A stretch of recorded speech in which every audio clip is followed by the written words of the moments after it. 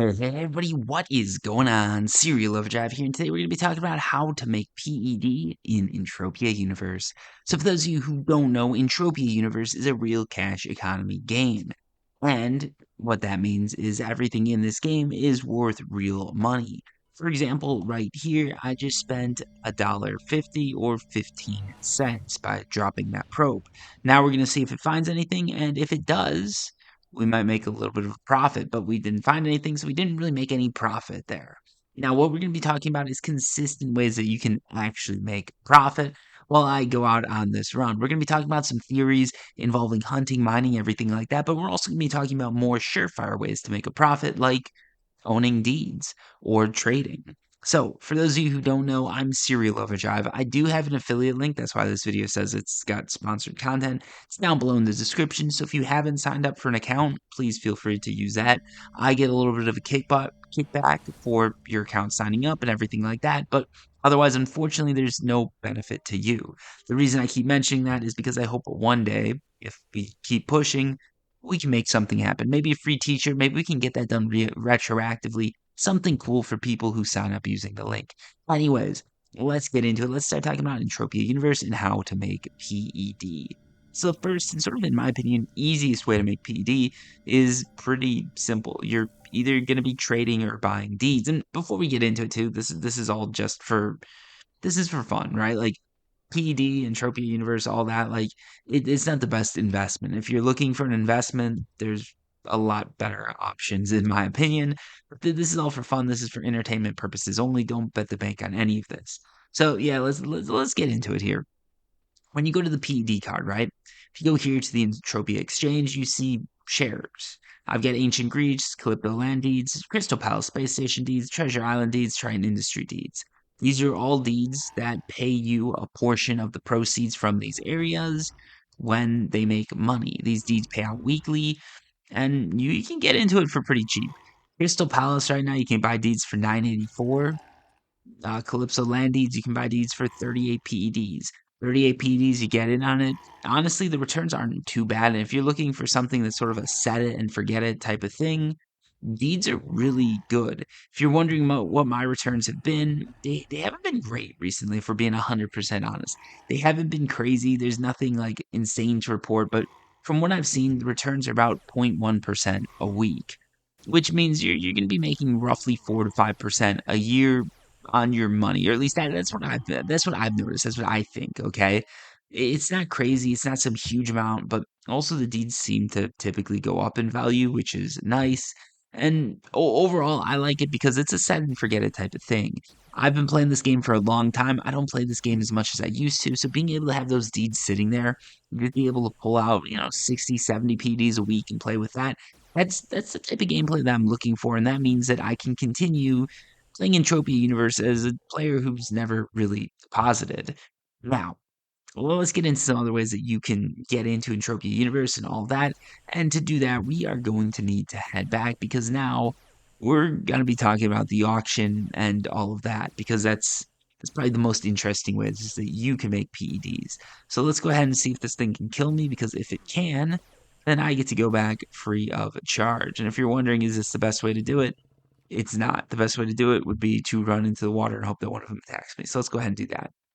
Right now, I've just been mining, dropping some probes, all of that. There are ways that you can make money by playing the game, but that is a lot more complicated and a lot harder than the methods I'm going to be going over because we'll get into it. We'll get into how all this works. This is going to be a long video. So grab some popcorn, grab a beer, grab some water, grab an energy drink, soda, whatever floats your boat.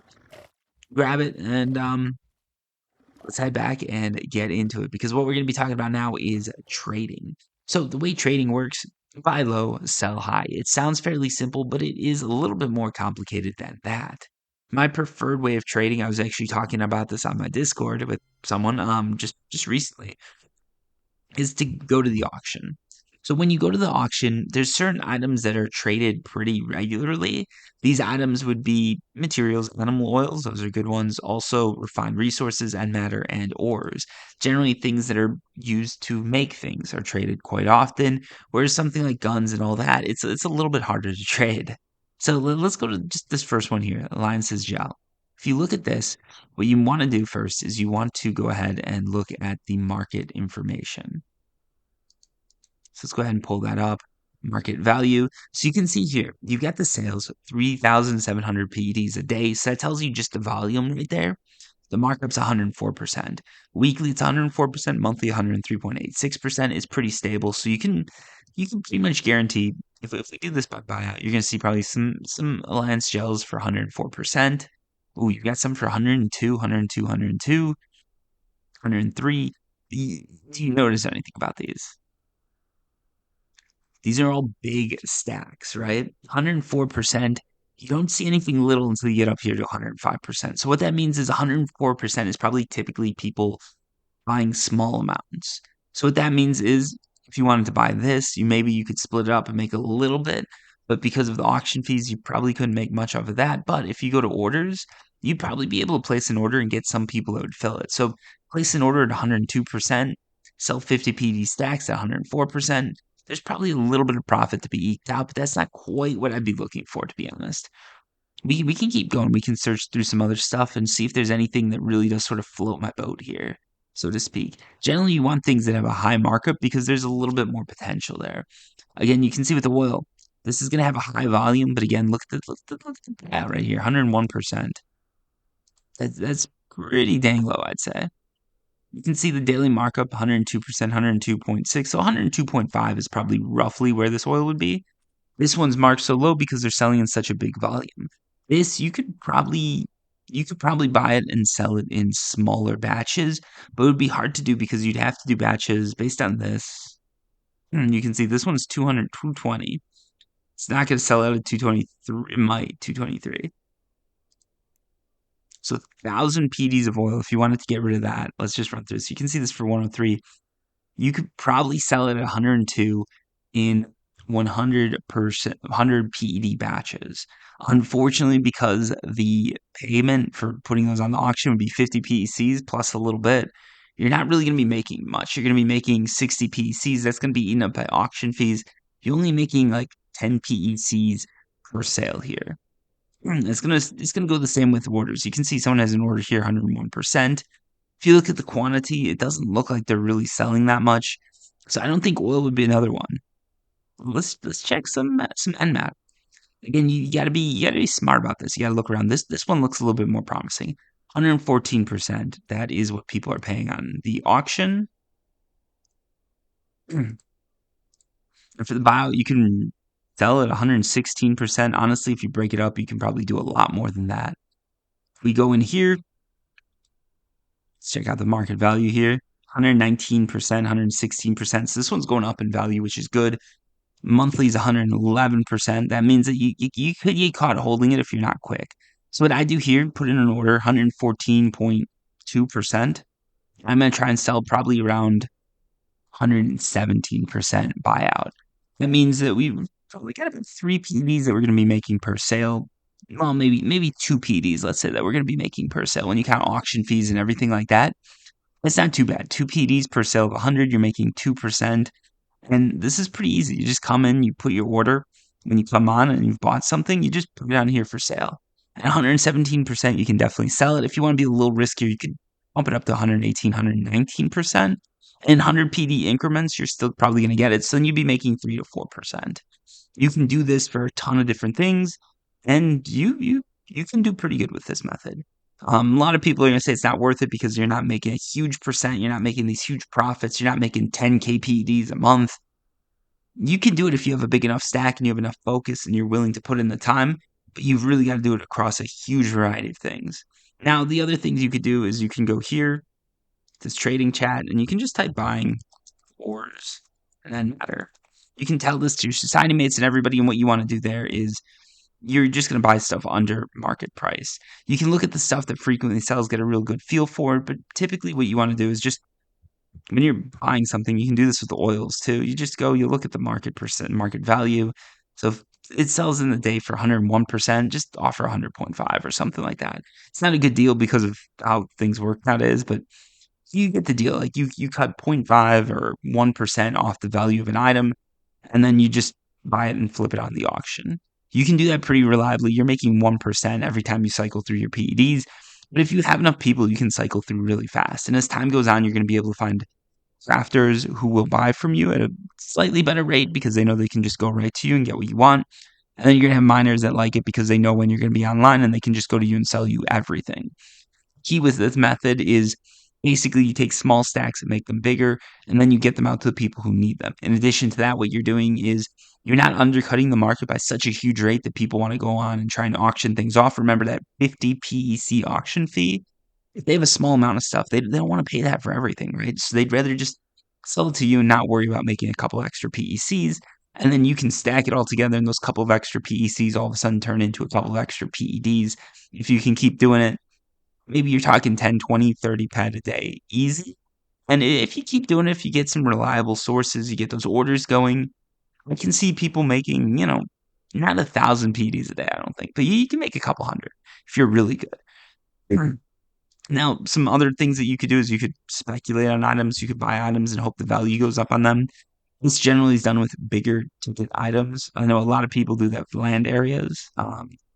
The states can be sort of good for that, in my opinion, but they're also very hard to do. Like, personally, something like this, the mall penthouse, I wouldn't touch it. The reason for this is because these are just houses. There's no real use case for them. And are they going to be valuable? Maybe. Are people going to want it? Maybe. But if you're looking to flip it, it's not really a good flip. Land areas can be pretty decent. Like I did that with mine, and it worked out for me, honestly. I got to play around with the land area for a while and then sell it, and I liked it. But it is a little bit more risky still. You've got Arcadia Underground deeds that you can buy.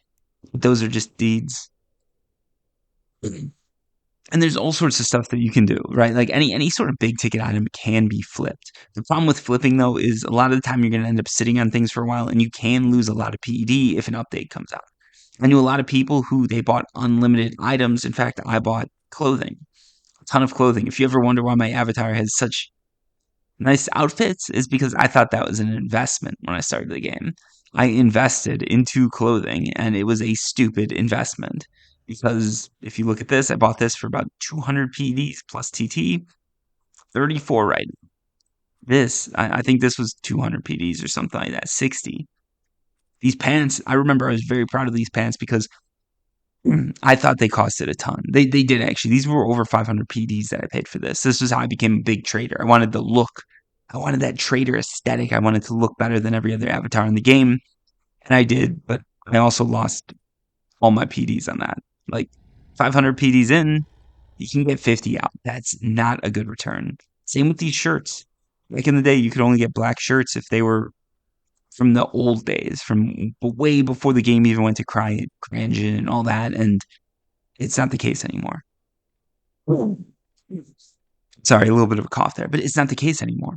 So you can easily lose money on this stuff, and that's the problem. Like, you put your money in, if you're speculating, you've got to be good at it. And anytime you've got to realize that Mindark could change the game, change the rules, and you're going to be out whatever you put in. If you're okay with that, go for it. For me, for the clothes, I like having them. I like the fact that I've got something rare. That I've got something that it's very hard to find. But as an investment that I originally thought it was going to be, it has turned out to be a complete disaster. And you've got to be okay with that. Also, you got to know when to cut your losses, right? Like I had an unlimited gun that I was using. It was good. And then the value started dropping. And I just got rid of it. I dumped it for a very low price compared to what I paid for it. Really lost a couple thousand PDs on it. I did that because I saw the value was falling, and right now it is probably worthless, to be honest. And that's just how it goes. So you got to be willing to part with things at a loss, I feel like, if you want to do it, and that's a hard thing to do. It's a really hard thing to do. Now let's get into some other stuff like hunting, because people always want to know that. How does hunting work? How do you make money? And here's the key. Nobody knows anything. There's nothing official that Mindark's ever announced. But there are some players who have figured the system out. They've made some money on it. I'm not one of those players, but generally, here's what they seem to think. With hunting, they seem to think that the way it works is you look at the details, you want your efficiency to be as high as possible. 67.7% efficiency is not really that good, but higher your efficiency, the better your loot's going to be. And I think, I could be wrong, but I think most people think that accounts for about 7% of the loot. 7% of the loot variation, and you don't know how that curve goes. Basically, 0% efficiency there's 7% loot being left on the table. 100% efficiency, you're getting all of that 7%. Is 50% efficiency when it goes from, 6.99 to 6.999? Nobody really knows. But efficiency does play a role. The role is roughly about 7%, which is pretty huge. The other thing that people think plays a role, the other thing that people are pretty sure plays a role, would be the looter profession.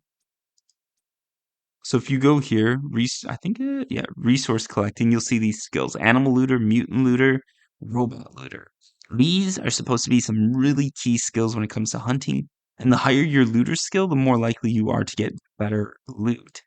Big argument I've seen online is people debating whether that loot is in the form of items. So saying, if you have a low looter skill, when you hunt animals, or mobs, you're not going to be able to get as many items. You're going to get more shrapnel, which means you can't get as much markup. And some people say it means you're going to get overall better loot. I personally don't really know which is which.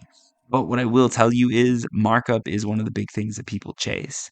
So you can see you've got shrapnel, you've got a lot of this stuff that just the returns are pretty low. Like you're talking about maybe 101% markup, which is very low. If you're losing 2-3%, like that's not counting for much, especially because some of the stuff might not even have that big of a markup.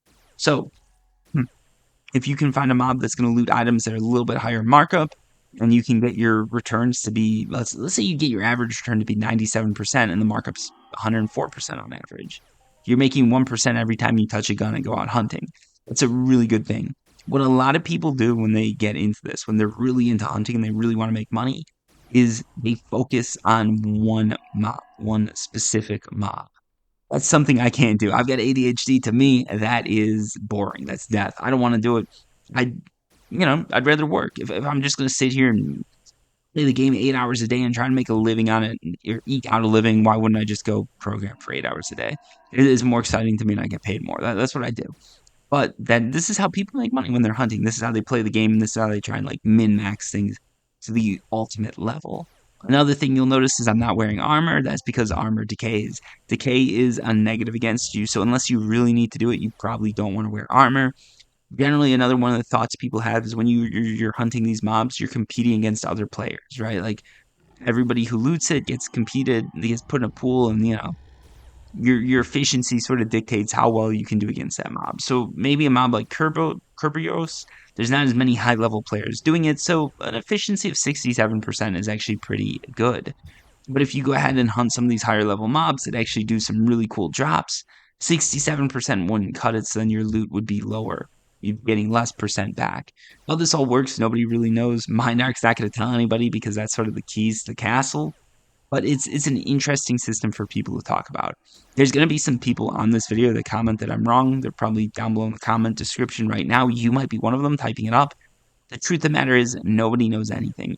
Everything is all guesses and just rumors and what people have talked about. And what I'm going off of is what some of the better, more experienced players talk about and players who tend to get better returns. So that'd be hunting just in a nutshell, how everything works.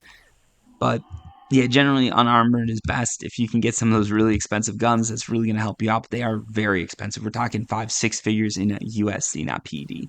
Now, let's get into mining because that's one that I played a little bit more. That's one that I did a little bit more. That's one that I know a little bit more about. So when mining originally came to Entropia Universe, you drop the probes, eventually you get a claim, and then you could follow that claim down a vein. So people who were really good at finding veins, they'd be able to make a profit because they could just follow the claims. It also used to be that people could follow a miner behind them and get a claim before the miner because you had to actually claim your claim. Now it's automatically done because a lot of people get very upset when someone just follows them around mining and then tries to steal their claim. And that's probably for the best, Mindark. Anyways, that's how that used to work. Nowadays, the way it works is it's areas. Areas have certain resources, and those resources all have different markups. Remember how we talked about trading earlier? Well, here's a gist of it. If you find something that has a markup of 101%, it's not really a big deal. Like 101%, you get that. Okay, great. Not a huge deal, especially when you consider the fact that a lot of the gear and stuff does have decay. And if you're using an amp, that's going to cost you more than 101% generally. However, if you can find an area that has a high chance of dropping a high markup or end matter, that's a great area to go, and that's a great area to go with an amp. Generally, the way it works is when people find an area like that, they keep it to themselves. I've shared some of my areas. You can go back and see old videos. They keep it to themselves and they just keep going back there with amps, getting these big hits with high markup, and then they sell it. And that's sort of as simple as it is. That's the most simplistic you can make it, right? Find an area with good markup ores and end matter. Go there with an amp that has a lower markup than those ores and end matter. Get as many as you can. Sell them on the auction. Profit. And that's mining in a gist. Now there's also things like if you find a super rare thing, you don't want to go there every day and just mine it up and then dump it all on the auction. If you ever hit a huge off of something that's super rare, don't sell it all at once because that'll tank the market price. There's a lot of stuff like that, but it's not going to apply to 99.99% of you. If you do have a good run, if you find it global, it's good to go back to those areas. But again, the markup is sort of king here. And that's generally what everybody thinks. When it comes to hunting, when it comes to mining, when it comes to crafting, markup is king. You're trying to make the money off the players, not the game creators, because they need that money to survive. That said, if you can get your losses to as close to 0% as possible, it does make it a lot easier for you to profit off of markup. And the same goes for crafting, except the way crafting typically works is you dump a ton of PEDs into crafting. At some point, you're going to get to a level where you can craft some rare BPs. You spend a lot of money to buy those blueprints. If they're L, it's even harder, but you spend a lot of money to buy those blueprints. Once you have those blueprints, you craft the items and hope that you can get your money back because the ores and antimatter markup is hopefully going to be lower than the markup or the money that you'll get from selling a full TT item. You can use things like residue to make sure the item's full TT, and that's also really good when it comes to markup because let's say you put I don't know a total of 200 PEDs worth of ores and end matter that you bought at 20% markup, and then you can put residue that you bought at I don't know like 105% or whatever it is now.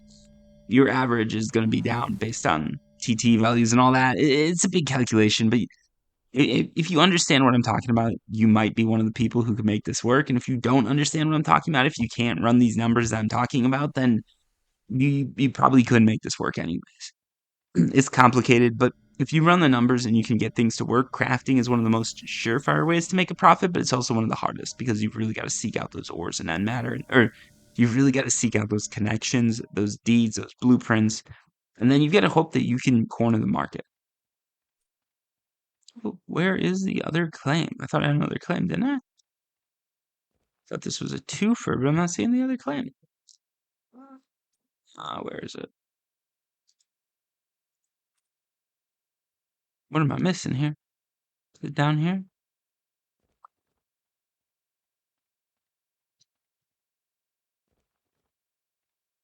Okay, I don't. Oh, there we go. All right, it's hidden by the hill.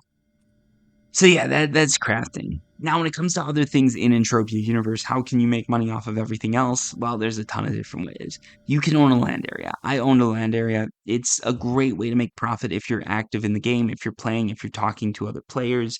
You can host events. Generally, I found those events, if you put 100 PDs, 200 PDs of prizes into an event, you're going to probably make at least 200 PDs back. You get players interested in your land area. You keep doing that at some point, hopefully, you can hit critical mass and make money. That said, I lost a ton of money on my land area because I wasn't doing regular events and all that, and that's why I sold it. In addition to that, there's other avenues you can pursue. You can become a space pilot. You can cut hair. You can do body sculpting. Those two are pretty much out of vogue right now, but there's a lot of stuff you can do. You can become a tailor. You can color clothes. You can do pretty much anything in this game. This is one of those games where the sky is the limit. And it gets crazy. The ways that people have made money is amazing. It's ingenious. Um, if you're creative, you can really take this game and run with it. If you're not, there's a ton of professions that you can try getting into. You can even become a tree cutter, which I don't think is profitable, but I think if you're really good at like figuring out how skill selling works and you have enough PEDs that you can just keep tree cutting for hours on end, you might be able to eke out a couple PECs on it. One other thing you can do if you're a free player, there's certain missions you can run that give you free gear. They're only going to be runnable I think the Moon, Arcadia Moon has a mission you can run that's runnable every day and gives you like 50 PECs of oil. I think I've got a video on that. It's a couple years old, but it still might be relevant. Maybe do some Googling. that information might be out of date.